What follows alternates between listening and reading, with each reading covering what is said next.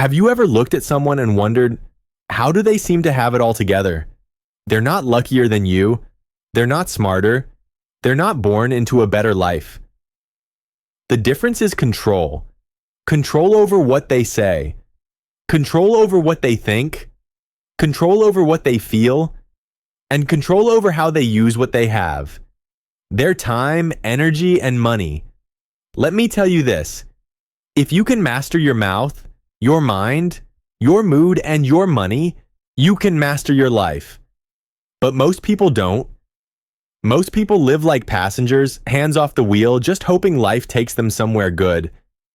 They complain about the road, about the weather, about the traffic, and never realize the steering wheel was in their hands all along. So today, let's start where all control begins. Your words. Segment 1, control your mouth. Every word you speak carries power, whether you believe it or not. Your words are seeds. You plant them in the soil of your future every single day. And one day you'll have to live in the garden you've planted. If you constantly say life is unfair, I'm tired, I'll never make it, then don't be surprised when your life becomes a reflection of those very words. Because here's the truth. The words you speak don't just describe your world, they create it. When you say I can't, your brain stops looking for ways to win. When you say I will, something inside you wakes up. A fire that starts small but burns brighter with every step you take. You've got to stop speaking defeat into your life. Stop feeding your fears with words of weakness. Your mouth should be your weapon, not your wound. Think about it. The people who inspire you, the ones who change the world with their presence, they don't speak like everyone else.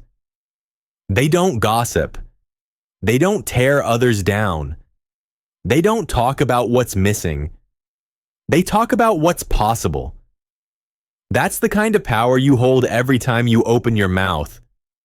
You can build someone up or break them down. You can give yourself hope or talk yourself into despair. So the next time you're about to speak, stop for just 1 second and ask, will this build me or break me? Will this create life or destroy it? And don't forget, it's not just about how you talk to others. It's also about how you talk to yourself. Self-talk is real. You're listening to yourself all day long. And the voice you hear most often is the one in your own head. If that voice is constantly saying, I'm not good enough, I'm too late, I don't have what it takes, you'll start believing it. You'll live like it's true, and that belief will become a cage you built with your own words. But the moment you flip the script, the moment you start saying, I can handle this, I am capable, I deserve success, everything begins to change. You start to believe in yourself again. You start to act differently. And your life, your relationships, your opportunities, your reality starts to align with those new words. Listen, controlling your mouth isn't about being silent. It's about being intentional. It's about using your words to create strength, not chaos. Because once you speak something into the world, you can't take it back. Your words can either light the path in front of you or burn the bridge behind you, so choose carefully. Speak faith, speak courage, speak life. Because the world is listening, and so is your future. Segment 2, control your mind. Now let's talk about your mind, the battlefield where every victory begins, and where most defeats are born. Everything in your life starts here. Every choice, every habit, every success, every failure, all of it begins with a thought. There's an old saying, as a man thinketh, so is he, meaning your life will always follow the direction of your thoughts. If your mind is full of fear, doubt, and negativity, your life will reflect that, but if your mind is filled with faith, growth, and determination, your life will start moving in that direction. You've got to take control of what lives in your mind. Because if you don't, someone else will. The media will. The noise on social media will. The negativity of others will. You've got to guard your mind like it's sacred. Because it is. What you allow in, the books you read, the people you talk to, the content you consume, shapes who you become. If you feed your mind garbage, don't be shocked when your life starts to smell like it. But if you feed your mind wisdom, discipline, and truth, you'll start to see transformation. Here's something people forget. You can't always control what thoughts enter your mind, but you can control which ones stay. When a negative thought shows up, I can't do this, I'll fail again. I'm not enough. You don't have to invite it in for dinner, catch it. Challenge it, replace it. Ask yourself, is this thought serving me or sabotaging me? If it's sabotaging you, let it go. Replace it with something better. Visualize success. Picture yourself doing the things you dream about. See yourself already there. Walking in that version of your future. Because when your mind can see it, your body will follow. And remember, controlling your mind isn't about pretending everything's fine.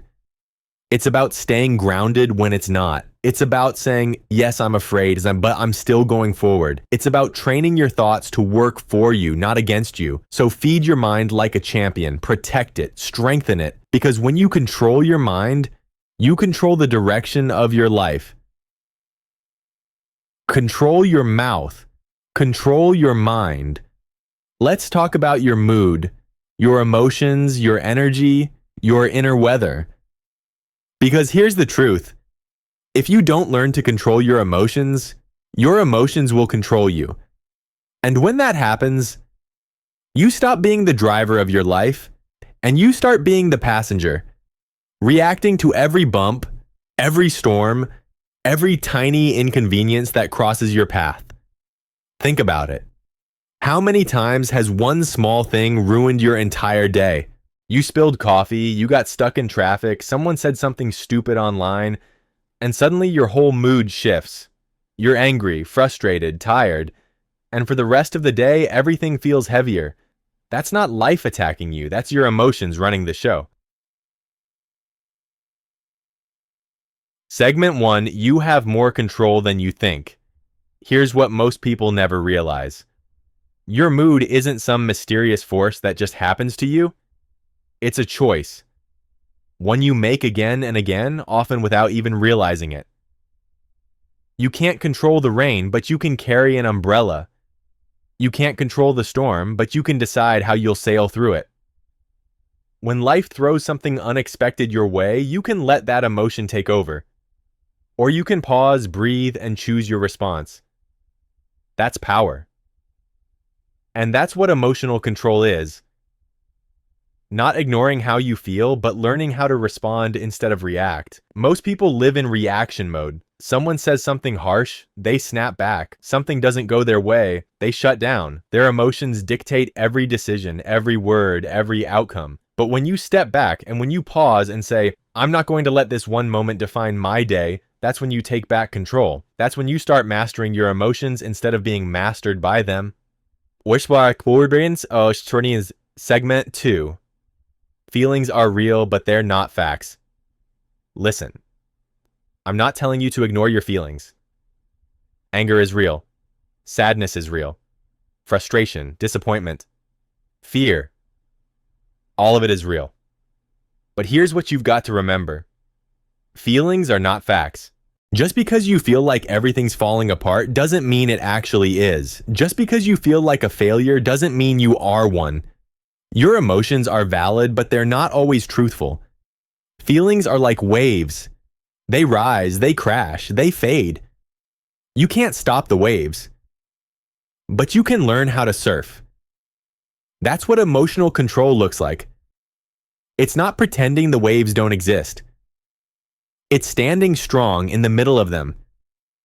Balanced, aware, unshaken. So the next time your mood starts to slip, the next time frustration or sadness tries to take over, pause and ask yourself, What's actually true right now? What story am I telling myself that might not be real? Because most of the time, it's not the situation that's destroying your peace. It's your interpretation of it. You're not upset because of what happened. You're upset because of what you're telling yourself it means. Segment 3. The power of awareness. Awareness changes everything. When you're aware of how you feel, you have the power to shift it. When you ignore it, your emotions drive you straight into chaos. Most people never stop to check in with themselves. They just react. They let emotions stack up like bricks until the wall eventually collapses. But you can do better. You can start each day by asking, how am I feeling right now and why? That one question gives you clarity. It helps you catch the emotion before it catches you. It turns reaction into reflection, and reflection into control. Here's the truth: you can't build a strong life with a weak emotional foundation. Emotional control isn't about being cold or robotic. It's about being steady, grounded. It's about knowing how to face chaos with calmness, pain with patience, and pressure with purpose. So Yarkshiro de Christor and Bersacheros and in segment 4. Gratitude and energy shift. Now, here's a secret weapon for emotional control. Gratitude. You can't be truly angry and grateful at the same time. You can't be deeply anxious and thankful in the same breath. Gratitude shifts your focus from what's missing to what's present. When you feel yourself spiraling, stop. Take one deep breath and name 3 things you're grateful for. It could be simple things: the roof over your head, the breath in your lungs, the fact that you've survived 100% of your worst days so far. Gratitude doesn't erase the pain. It gives it perspective. It reminds you that even when things aren't perfect, there's still light, there's still progress. There's still something good here, if you're willing to see it. And that's how you shift your energy. That's how you take control of your mood, one conscious choice at a time. Segment 5. Your mood is contagious. Your mood doesn't just affect you. It affects everyone around you. The energy you carry into a room changes that room. Walk in angry and people feel tension. Walk in peaceful and people feel safe. Walk in positive and suddenly the air feels lighter. Your energy is contagious. So what are you spreading? If you're always bitter, complaining, angry at the world, you'll attract more reasons to stay that way. But if you bring positivity, calm, and strength, that energy will return to you multiplied. That's not just good vibes talk, that's physics. Energy flows where attention goes. So focus on what you can control, not what you can't. Focus on who you can be, not who you can't change, and you'll start to see your whole world transform. Yesi segment 6. Emotional mastery is a skill. Let's get real. Emotional control takes practice. You don't wake up one day magically calm and unshakable. You build it through discipline, awareness, and patience. Meditation helps. Journaling helps. Prayer helps. But most of all, choosing differently helps. When something triggers you, pause. Take a breath before you speak. Count to 5 before you react. Ask, will this matter a week from now? Most of the time it won't. So don't give a permanent reaction to a temporary feeling.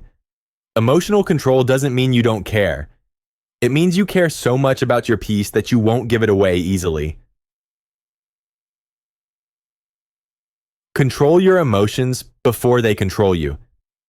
Because the moment you master your mood, you unlock peace, real peace. The kind that no chaos can shake, no loss can destroy, no failure can break. When you learn to stay calm in the storm, you stop fearing the storm. And when you stop fearing the storm, you become unstoppable. In part 3, we'll dive into money, how to control your finances, how to stop letting money own your mind, and how to use it as a tool to build the life you deserve. Because emotional control is strength, but financial control is freedom. Now that you've learned how to control your mouth, your mind, and your emotions, there's one more area that can change the entire direction of your life. Your money. Money. It's one of the most misunderstood forces on earth. For some people, it's a tool of freedom. For others, it's a source of pain, stress, and sleepless nights. But here's the truth. Money itself isn't the problem. It's neutral. It doesn't care who you are. It doesn't make you good or bad. It simply reflects who you've become. The real issue is control. If you don't control your money, it will control you. Segment 1. The illusion of freedom. Let me ask you something. Do you own your money or does your money own you? Because most people today are trapped. Not in a cage of steel, but in a cage of debt. Impulsive habits and emotional spending. They work jobs they hate to buy things they don't need to impress people who don't even care. They call it freedom, but it's not freedom, it's financial slavery. Because if your happiness depends on your next paycheck or your next purchase, then you're not in control. Your money is. Real freedom isn't about having more, it's about needing less. It's about knowing that you're the master, not the servant. Segment 2. Have a plan or pay the price. Here's something no one likes to hear.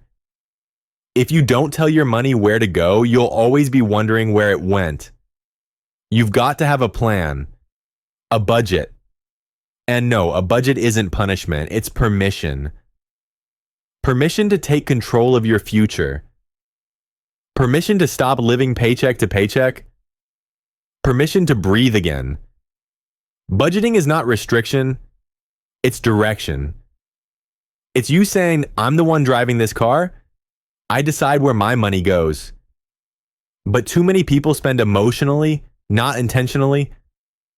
They buy to feel better. They spend to fill emptiness. They treat money like therapy.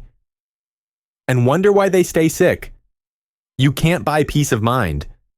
You can't swipe your way into happiness. Those things only come from discipline and purpose. So start small. Track what you spend. Ask yourself with every purchase, does this move me closer to my goals or further away? Because if it doesn't serve your future, it's costing you your peace. Segment 3. Money as a tool, not a master. Money isn't evil, but the love of it, the obsession with it, is what destroys lives. Money is a tool, not a master. It's a hammer. You can build a home with it, or you can smash your hand with it. The power doesn't come from the hammer. It comes from the hand that holds it. When you control your money, you're not just saving, you're shaping your future. You're saying no to chaos and yes to freedom. So stop treating money like a mystery. Learn how it works. Study it. Respect it. Because the more you understand it, the more power you have over it. Don't chase money. Attract it through value. Money follows discipline, not desperation. The world doesn't pay you for how much you want something. It pays you for how much value you bring. So work on yourself. Build skills. Serve people. When you become more valuable, money naturally finds you. That's how real wealth begins. Inside you, not in your wallet. Segment 4. Emotional spending and financial peace. Let's talk about emotional spending for a second. We've all done it. You've had a rough day, so you go shopping to feel better. You buy something you don't need, a new gadget, new shoes, another dinner out, and for a moment you feel good until the bill comes. That's not control. That's escape, and escape will always cost you more than discipline ever will. You've got to learn to separate your feelings from your finances, because every time you spend from emotion, you're trading long-term peace for short-term pleasure. And that's not the deal you want to make. So before you buy, pause and ask, am I buying this because I need it or because I'm trying to feel something? If you learn to pause even for 10 seconds, you'll start saving yourself years of regret. Or segment 5, build wealth, build freedom. Let's be clear, wealth isn't about flexing. It's not about the car, the house, or the brand name. Wealth is about options.